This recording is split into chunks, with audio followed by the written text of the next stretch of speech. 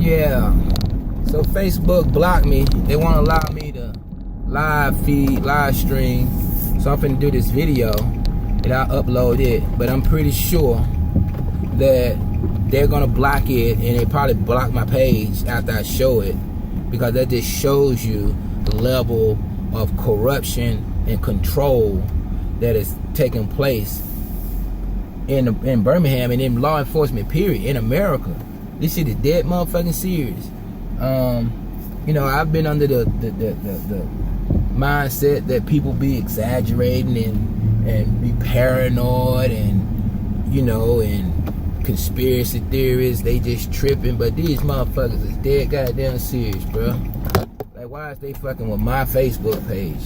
Now, I just posted a video. I can post a video about some bullshit all day, but when it comes to being an honest critique of these goddamn folk, you know, shit hit the fan. But anyway, I ain't gonna waste up this time talking about nothing. So let's get into it with this violence reduction initiative. To understand the violence reduction initiative, let's go back to the beginning. In 2014, Birmingham was experiencing a 50-year low in violent crime. 50-year low. During that time, Chris Nanny, white dude, over conservative foundation, the community foundation, do the research on them to know who they are.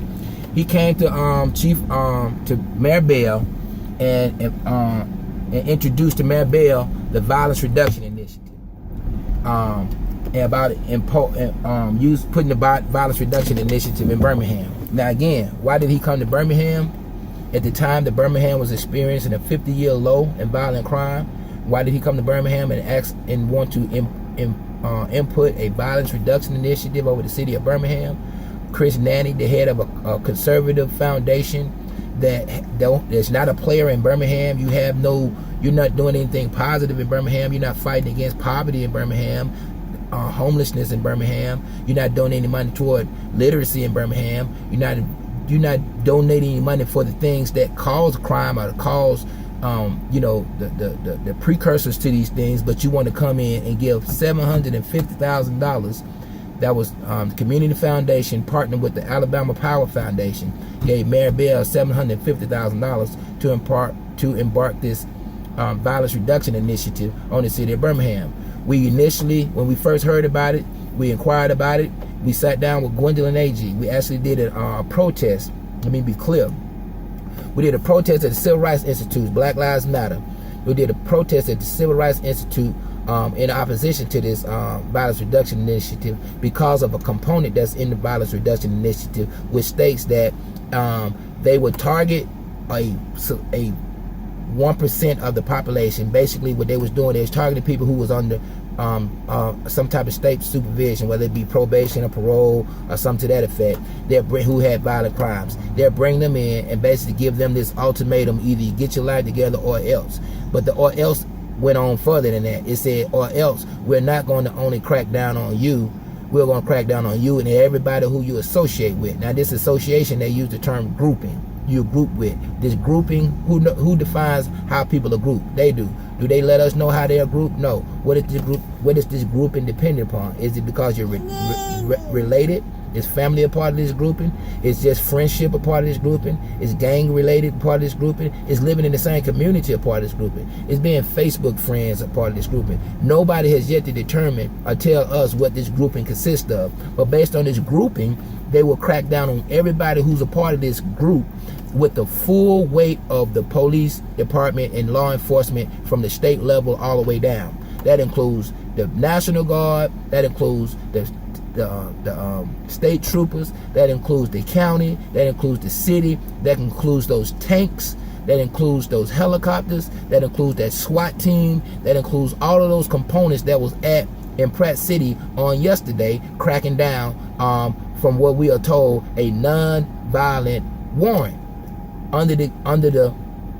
this is a component of the violence reduction initiative. This is them showing you that they're going to crack down with the full weight of the Justice Department or the law enforcement on anybody who they have grouped into this this grouping. So this is what's going on. So we've been against this component of the violence reduction initiative, not only because it doesn't fix the problem mass incarceration and criminalization of the black community has never ridded the black community of crime or violent crime or anything else. Only thing it has ever done was led to mass incarceration of black bodies. We have offered the alternative to Chief Roper, to Matt Bell, to Gwendolyn A.G., who's the manager over the Violence Reduction Initiative. We'd offered to them the option of allowing us to put into our communities the work that we're already doing, as with RBG.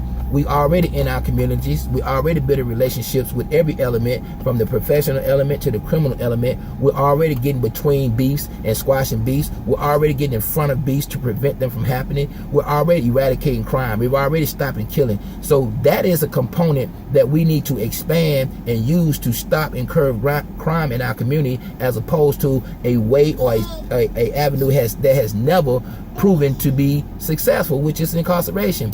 Incarceration of our community has no track record of ever being successful. If that's the case, our communities would be pristine at this time, because we all know that we all have loved ones or ourselves have been incarcerated. So if that was the answer, then our community would be crime free. So again, they have not shown any interest in these things. Asking them to take that one component out of the violence, all the other parts in there. They have not shown any interest. So they have shown that their objective and their goal is not what's best for the black community, but instead what's best for the players who pay them to do what they want them to do. Chris Nanny and the Community Foundation. Now, the question is, why does Chris Nanny and the Community Foundation want to put down this mass incarceration and criminalization of the black community?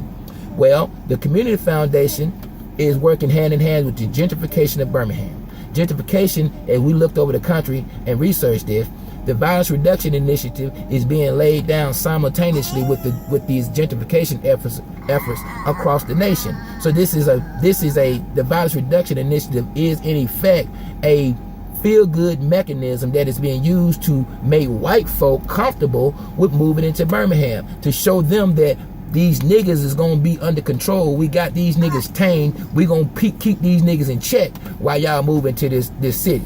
That's what's going on in Birmingham, Alabama. Now, let me add to that, and so we can be crystal clear.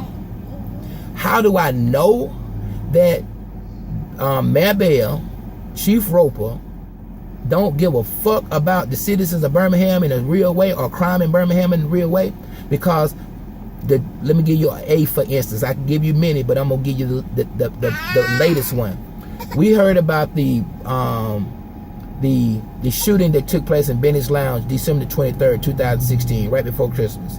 It was a young lady, Linda Hall, who lost her life. All condolences out to her family, and I know they're going through a hard time. But she lost her life doing this atrocity, during this incident that should never have happened, and that whoever did it needs to be held accountable for. But she lost her life. No sooner than that happened, we got a call, RBG got a call, and we was informed about the incident because we was working in the Kingston community. So we was told about the incident, and we was told that the incident resulted in the wrong person getting incarcerated, right? So the police department went and arrested the wrong person. They actually arrested the person who was being shot at instead of the shooter, right? So after investigating and finding witnesses, talking to the security guard who was at the front door, talking to witnesses who was in the club, and also talking to the actual victim, another victim who got shot 4 times. He got shot 4 times. After talking to these people and verifying that they did in fact arrest the wrong person, we took this information to Chief Roper. I called Chief Roper personally on my cell phone. I got his cell number. I called him and informed him that they had indeed incarcerated the wrong person, arrested the wrong person, and I told him why. He told me that he would have his detective to call me, who was over the case. A detective, Ivor Sanders, I-V-O-R, Sanders, called me, and we had that conversation. I to let him know that they had arrested the wrong person, and he had witnesses to show that they arrested the wrong person. He told me that he didn't want to interview any witness. He had already made his decision. He had already made his arrest, and that was over with as far as he's concerned. Now just think about that. He did not want to identify key witnesses. The witness, A, the one who got shot. 2, the security who was at the front door, who seen the whole thing come from inside the club and coming out. 3 eyewitnesses that was inside the club. Even if you came to the same conclusion after interviewing all these witnesses, how could you as a detective not even want to hear what these witnesses had to say? So upon getting this feedback from Ivor Sanders, this so-called detective, I communicated back to Chief Roper exactly what had transpired and what he said. That was on December the 23rd, on December the 24th. And to prove my point, I have text messages from the whole interaction between me and Chief Roper about this whole thing. So that's to prove that I'm not lying. But to prove the point, when I communicated this to Chief Roper has not responded to that issue yet. This is January the 24th, a whole month later. There has been absolutely no investigation done on this case of these witnesses who have said that they can identify the fact that they have arrested the wrong person in this case. So therefore, the real shooter is still on the street, and the person who's locked up is being falsely charged. And the police department, Chief Roper, Ivor Sanders, nobody is even concerned. I've taken this to the city council. They have not done anything about it. They have been totally silent on it. Everybody is silent on justice. But these same people will be the first ones to jump up and shout. The problem in the black community is black folks won't step up and assist to do the right thing. Now here it is, you have people lined up, ready to assist to do the right thing, and the police department is not willing to even listen to anything anybody had to say, because their whole thing is to make an arrest. It doesn't care about right or wrong. It doesn't care about justice. It just cares about having an arrest to report to the news, to put up the pretense as though we solved this case, right? So this is the type of police department that we're dealing with. And this is one incident, but this is one of many, because the Birmingham Police Department don't investigate crimes. We had the same scenario with the 4-year-old got shot in Inslee. They did no investigation. Same way here. The security guard who was there from before, during, and after the whole incident said the police came in and they did not interview any of the people. They did not interview him, and he saw them. He did not see them interview any of the people who was there. They did not do an investigation. So how is it that you can come up with a charge a person for a crime? You have 6 witnesses. You have at least 5 witnesses ready to be interviewed, saying that this was in fact the wrong person who got arrested, and to help you get what information you need to get the right person, and you refuse any of this, and then still say that you're in the interest of justice. So here it is, this same police department, on the flip side, you would take all of this, you would put tanks, choppers, snipers, SWAT team, full military operations into the black community to issue a non-violent warrant. But here it is, you want to investigate a murder of a citizen? Like, what really is your goal? What really is your objective? You dig what I'm saying? So the Violence Reduction Initiative, again, you have people out here, organizations out here working these streets, dealing with the community, building the relationships necessary to eradicate beefs and to get in front of beefs. Why are they not at the table? Why is these Violence Reduction Initiative people not reaching out to them? Why is Gwendolyn Geraldine AG? Why is Chief Roper? Why is Mayor Bell? Why is State Attorney? Why are none of these people reaching out to the component that actually can play an integral part in eradicating this so-called crime that they claim that they're interested in eradicating? You dig? So this is the level of corruption and wickedness that these people are about. So they go into these, what's up, man? So they go into our communities and put up this pretense. This is all pretense. They don't care nothing about eradicating no. What you think my jig at, bro?